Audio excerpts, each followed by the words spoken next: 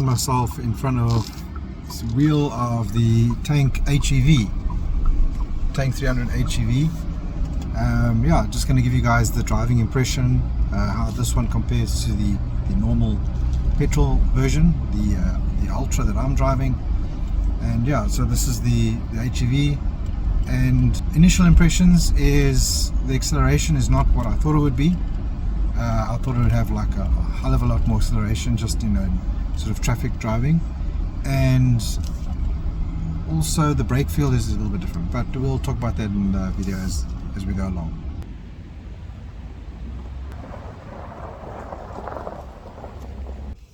Right, so I'm inside the HEV, and what I'm going to do with this video is I'm basically going to explain to you what the actual differences between the HEV and the petrol is. There are obviously a number of differences, one of them being that the one has a battery and a small electric motor that provides more thrust and more cruising on battery in stop-start traffic, those type of things. A lot of the other differences that we also have is what is the instrument cluster and what are the features available on the different models. Now, the model I'm in is the HEV Ultra, so this is the one with all the bells and whistles in terms of heated seats, cooled seats, heated steering wheel. It's got memory seats as well, and yeah, so as you can see here, we've got memory seats, which mine, the Ultra does not have, the Ultra Petrol does not have. I think it's only a feature on the HEVs, but I'm not sure about that. I'll have to check with the standard HEV, not the Ultra.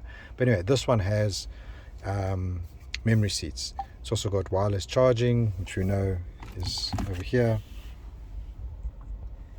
Sorry, get that out of the way, it's over there. So mine also has the wireless charging. Let's just go outside of the vehicle. So yeah, so you can actually just have these features that speed-based automatic window closing. Okay, mine does not have that. Side mirror folding, mine does have that. Side auto adjusts when reversing, mine does not have that. So these things seem to be on the HEV, well, at least on the HEV Ultra. Door lock, unlock after, I have that. Let's have a look. Personalization, welcome light, power saving, I think I have these features as well. Then we've got the drive. We've got dynamic steering torque control. Let's see what that is.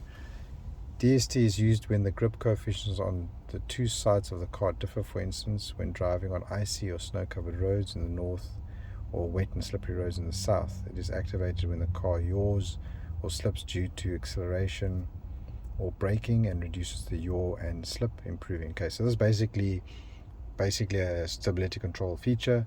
I think mine is the same. Okay, so I've been parked here with the car on, and we've been running on battery the entire time, and the car's just started automatically, obviously when it senses that and the aircon has been on while we're on battery, which is interesting.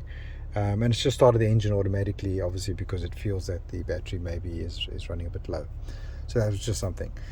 So yeah, DST, mine has it on, and I think maybe they all have it on, but I'll have to check with that. But at least the Petrol Ultra has, and the Ultra HEV does. Fatigue driving reminder, mine does have that. Off-road thermal management mode, mine does have that. So basically that just activates you can basically switch the engine cooling fan on permanently, and it just keeps the engine nice and cool if you're doing like a lot of slow sort of technical driving, or at least maybe if you're hitting the dunes, and then the car's going to be stressed a lot with the high revving of the engine under a lot of load. You're just going to put the fan on. Yeah, it'll automatically do it, but this, if you just want to have it on, it has that feature. Steering wheel adjust. So mine has this, but it's in what we call expert mode, which I'm going to show you in later on in the video. So expert mode basically allows you to go in and adjust the steering wheel, light, comfort and sport, so the feedback, and then obviously the HEVs have the energy recovery level. Let's just carry on here. Park. Okay, so 360 cameras, front obstacle view, yes, we have that. Steering, surround view activated. What's that? The vehicle turns at low speed, the image of the right blind. Okay, so yeah, so mine has that as well. Surround view deactivation, yes, I think I can. So the car's just switched off now. Aircon is still blowing, nice and cool. So I think mine does have that as well. Maneuver emergency braking, let's have a look.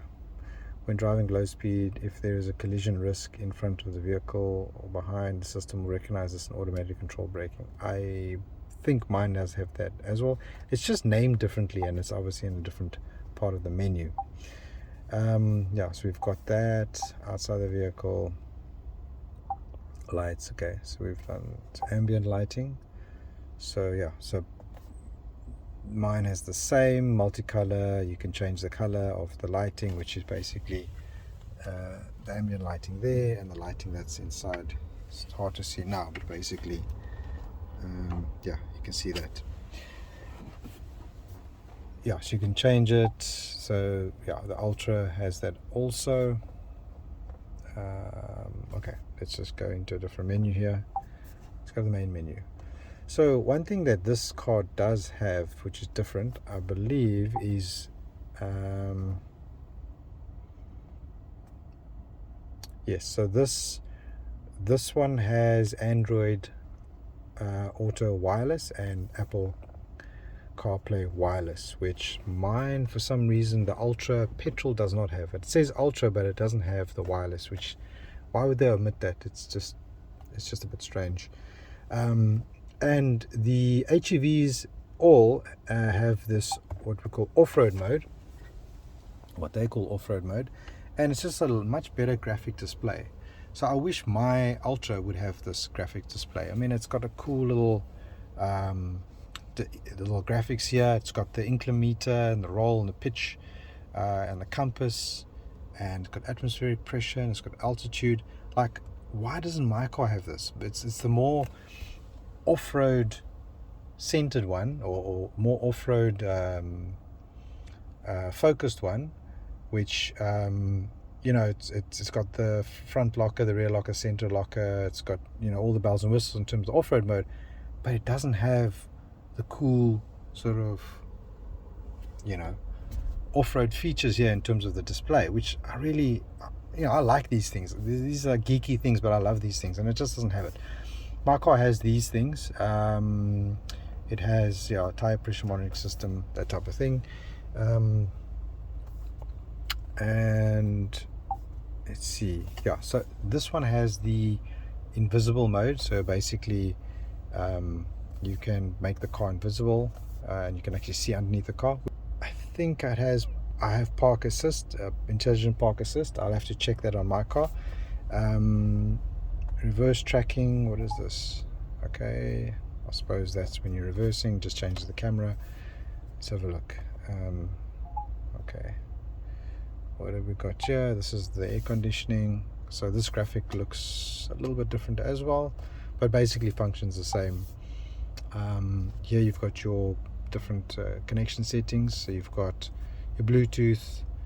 So mine does have Bluetooth and audio streaming, but it doesn't have Apple or Apple and Android wireless, which is not cool. I would really have loved them to have it, and it's such a small thing. They could have just enabled it in the Ultra, but anyway, they didn't. This one's got hotspot. I think this is not like, this is basically, I don't know, it seems to connect all phones or devices together inside of the car. So I don't know why you'd want to do that, but anyway, it doesn't actually have a mobile or a SIM card in the dashboard that you can connect to the internet. So it's not like a Wi-Fi in that sense. Yeah, I don't know how that's going to work for the internet access, but anyway. Then you've got sound. So yeah, so you can adjust that. Yeah, I've got these settings as well in some form or another. That volume, yep, all of these things I've got. Speed sensitive, volume, yes, got all of those things. One thing that my car does not have, although I have the Infinity audio sound system, as you can see there, on mine I do have that, but I don't have surround sound, which is, again, why would they omit it? They give you the Ultra with Infinity audio, and then they don't give you like a cool surround sound effect. Not that I found it in the menu, and I've been through that menu a lot of times.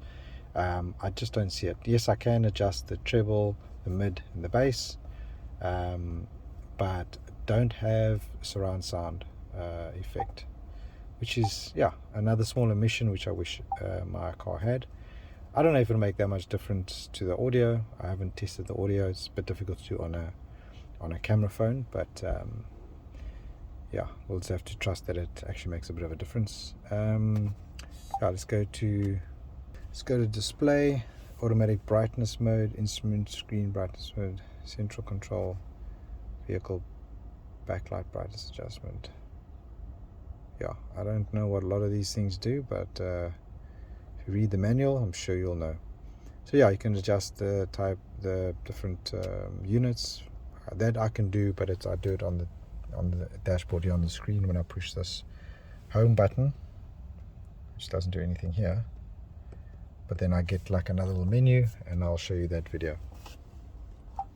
Personalization. So you can either do classic mode, which is exactly what we have over here, and then you've got off-road mode, which is just more off-road focused, and actually looks, for me, that would be the one I would go for. I just like the off-road feel about things. And here you've got a custom button, so mine also has that, and you can just program it to be a shortcut key for phone, 360 surround view camera, intelligent parking, steering wheel heating, which I have set on mine, so I just push the button and the steering wheel starts heating up, which is pretty cool in winter. Auto AC mode and favorite station. So yeah, a little bit, I think this has got a little bit more. That's quite cool. Intelligent parking, so the minute you want to do like a automatic parking, you just push the button and activates a setting, which I think, I'm not sure if mine does that, so we'll have to check on that one. Steering wheel custom, another one. So there, steering wheel plus custom settings. Oh, so here it seems, oh, we can adjust the plus button here as well. So this has got another little custom menu that mine does not have, I don't think. Yeah, we'll have to check on that as well. So let's go into off-road mode.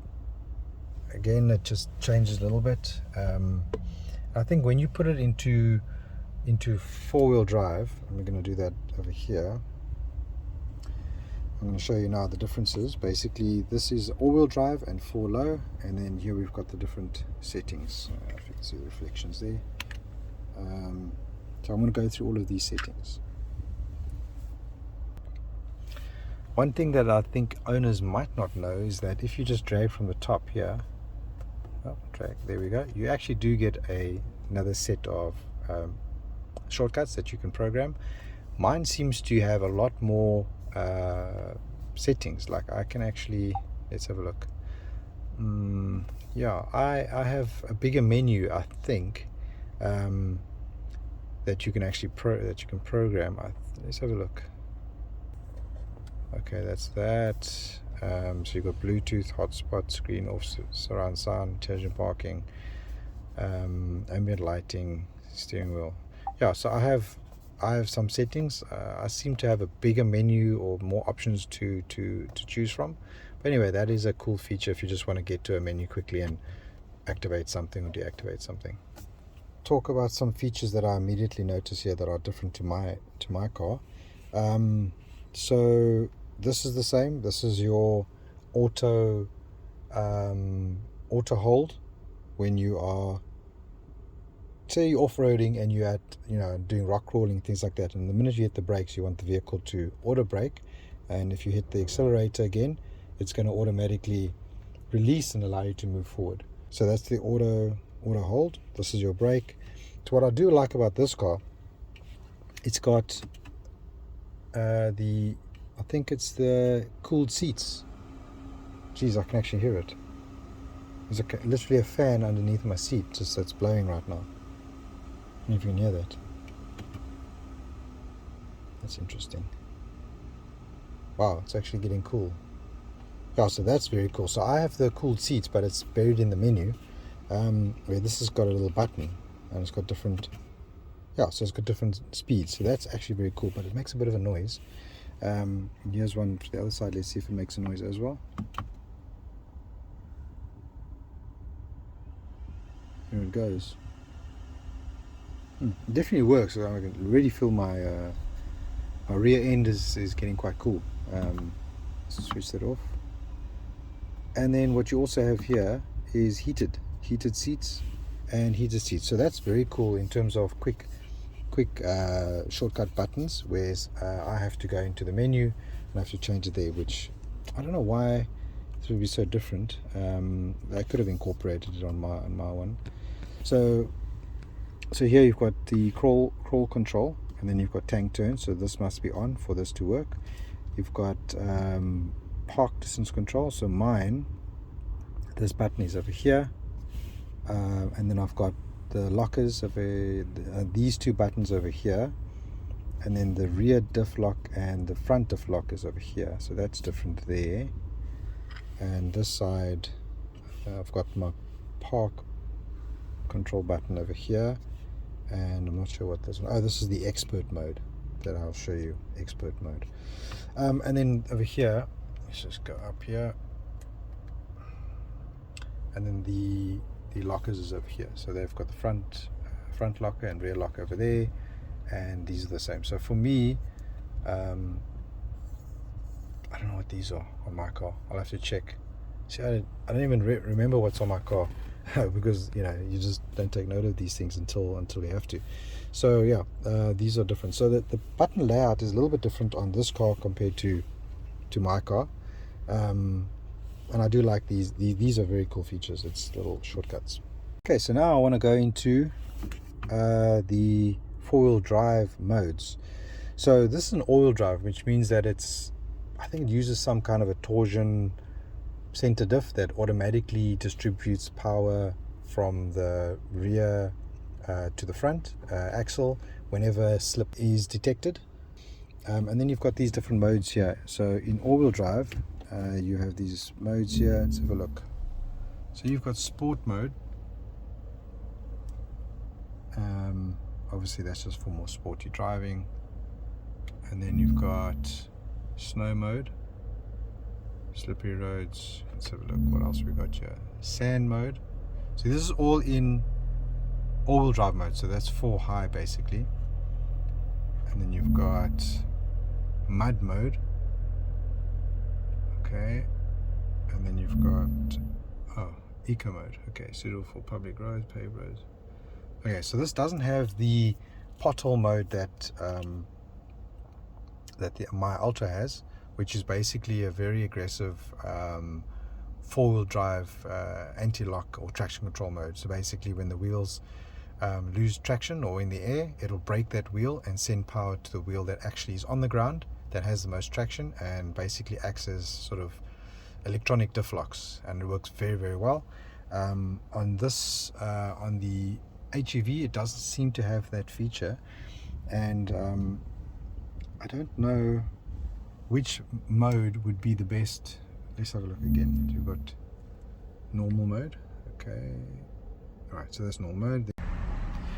Okay, so I've managed to get the vehicle in a compromised situation. So in other words, the wheels are on a cross axle situation, and I've got it in mud setting. I'll show you now. It's in mud, and I'm basically checking the traction control if it's going to get me out of the situation. So let me accelerate, and there's wheel spinning. It's looking for traction. It's starting to rock the car. Okay, so it's not quite mud mode. Sorry, so it's not quite pothole mode. Let's try a different setting.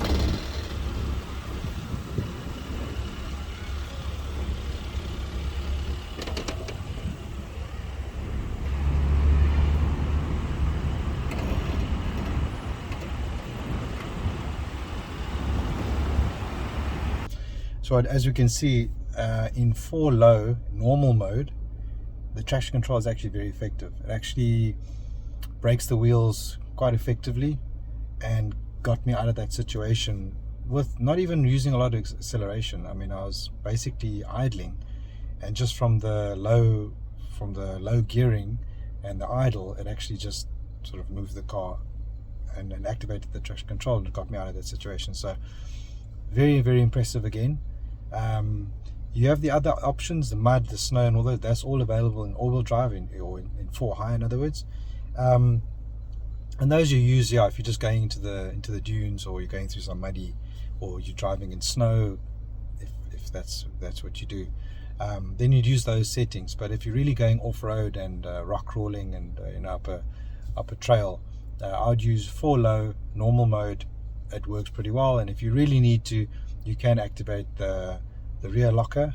In this case, you've got the front locking differential, the rear locking differential, and the center does lock when you put in 4 low. So I mean, then you've got a formidable vehicle in any way you look at it. Very, very capable, one of the best that I've experienced. So yeah, I'm very impressed. So here we've got it's basically a brand new car. This is the hybrid. So you've got your normal turbocharger down there. These big cables, these are new. I mean, these are obviously for the high voltage electrical system. Got the battery here. In the petrol, the battery is located this way. There's a big void over here. So here you've got obviously electronic control units for the hybrid system. So that's all pretty much different over there. In terms of fitting a snorkel to the left-hand drive, that's going to be a challenge, because you've got all of this in the way, and you've got the airbox here. So yeah, pretty big challenge to fit an airbox, a snorkel, because what are you going to do with all of these pipes? Yeah, I don't know. Pretty difficult to figure out in the HEV.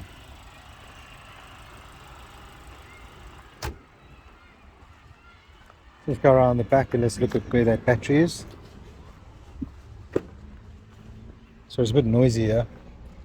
Okay, so immediately what we can see here, this is the same on the Ultra and the HEV, except the fire extinguisher is not on here, mounted on here. It's actually underneath the floorboard. And on this side, here you've got sort of a very similar shape to this side on the Ultra Petrol, with no speaker. So the speaker's inside of the spare wheel, or where the spare wheel should go. That's where the speaker is. In this case, the battery's there. I'm going to show you that in a second. This is pretty much the same. The subwoofer is actually mounted in this extra box. So a little bit different design over here. It takes a little bit more space up in the boot, but not a lot. I mean, it's literally just this little bit of space here. So have a look underneath here. Okay, so that looks a lot different. That is basically the massive battery. What is it? 47 kilogram battery there. High voltage. Not sure what the voltage is. Let's have a look.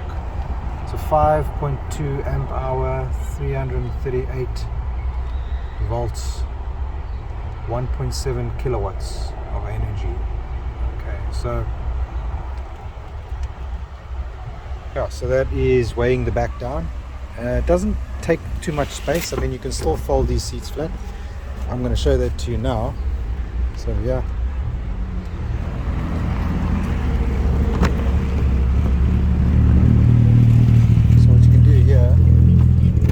Is close these things here. It's difficult doing with one hand. Okay, you can pull the little tab over here, little clip over here, and you can fold these seats all the way down, all the way flat. There we go. Now look at that. Even in the hybrid, you've got an absolutely flat folding space. Now I don't want to bash other brands, but if you look at the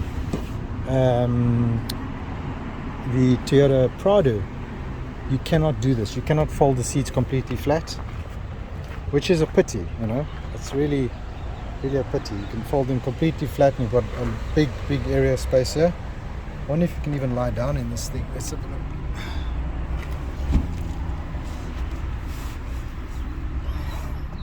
Okay, maybe not. Our feet do stick out, so I'd have to lie sideways. But anyway, you can use this as an overlander because you've got a lot of space.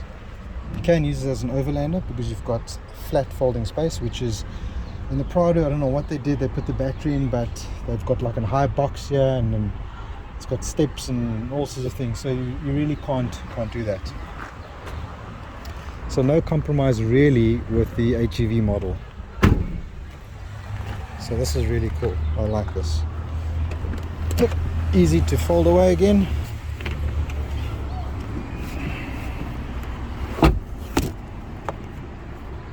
And then just pop this up. Very old school, but it works really well. Okay, so everything else is pretty much the same as the Ultra Petrol. And look, that's all pretty much the same there. Oh, let me just check underneath here. Okay, so yeah, you've got some extra things going on under here, whereas on the Ultra you've got like a big gap, a big void here, which you can actually put potentially a fuel tank in the future. But here we've got some other, I don't know what these things are, pipes. Not sure what those do, but yeah, something to bear in mind.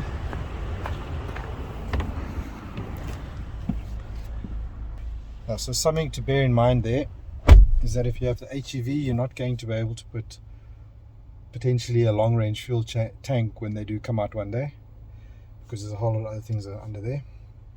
Whereas on the Ultra Petrol, I think you can definitely put a fuel tank underneath there because there's quite a lot of space for a tank. So that's one of the cool things. Okay, we're just going to try a little acceleration here.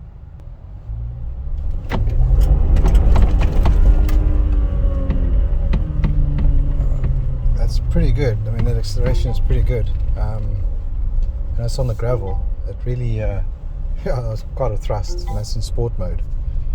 So yeah, that was pretty good. I was complaining about the front sensor. So let's go and have a look at what that's about. Oh, I don't see any problems there.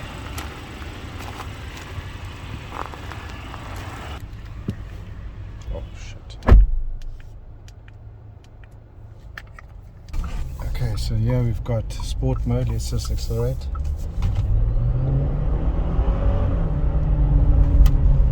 It is, yeah, it's got good acceleration, but I can definitely feel that the torque and that acceleration is in the initial thrust, and then when the petrol motor sort of takes over at higher speeds, then I'd say the thrust almost sort of tapers off.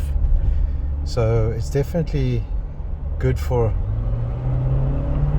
a quick acceleration burst like that. Yeah, definitely does thrust the car forward a lot better than the Ultra Petrol. The Ultra Petrol, let's have a look. Let's see in terms of lag. Yeah, so this has almost no lag, called a turbo lag, because the electric motors come in. But hang on, let me just put it into normal mode. There we go. So this is normally driving, and then oh yeah, no, it's still got a bit of lag. So yeah, as you accelerate, it's still got, in normal mode it almost doesn't activate that mass amount of torque. If you put it into sport, then yeah, the gearing is still cool. It doesn't over rev the car, I think. But then when you put your foot down, oh yeah, the torque comes in. So yeah, drive around in sport if you really want to have that no lag experience. Let's try eco mode. Right.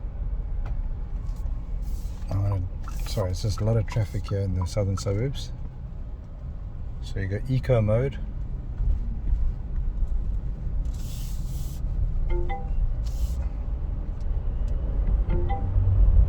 That's not so bad. Yeah, it's giving me some warnings about adaptive cruise control and things like that. I'm not sure what that's about.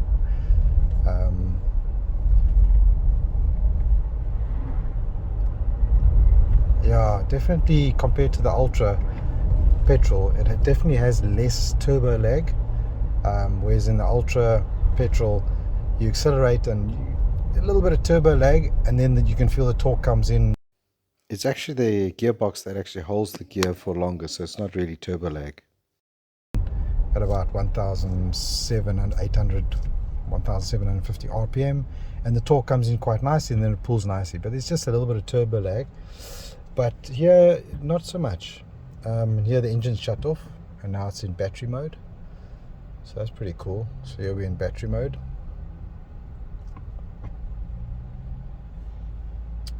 and I'm going to accelerate now. Battery, engine comes on there. So yeah, very, very smooth, I must say. When the petrol motor comes in, you don't feel it. You actually just hear it start up. But very, very, very impressive. Yeah, very smooth. Yeah, the HEV's got a nice town driving manners. It's definitely has that little bit of torque. Comes in very early, which eliminates the turbo lag, which does, town driving does add to that. You look in the Ultra petrol, you do get used to it. You get used to that little bit of turbo lag, and you just start accelerating a little bit quicker than what you normally would. Yeah, and it's not really a problem. But certainly the HEV gives that little bit extra oomph when you need it, or when you sort of town driving, and it definitely helps. So yeah, in terms of fuel consumption, I have not been monitoring because we've basically been doing some off-roading and town driving, so I would imagine the fuel consumption would be a little bit heavy, because we're not exactly cruising. Okay, I figured out why it's telling me about the auto cruise function and all these things. Is because the camera's blocked. Alright, so that concludes my testing of the HEV and all the features. I hope it helps you make your decision for your next purchase, if you're interested in one of these vehicles. Yeah, come here to Thorpe, Haval, GWM Haval in Plumstead to come speak to Kyle. It's very helpful, and yeah, he's loaned me this vehicle just to test it out for you guys. And yeah, tune back into the channel, ask me any questions about the vehicle. Maybe I've forgotten a few things or missed a few things, but ask me anything in the comments and I'll be happy to answer them. Alright, see you until the next video. Cheers.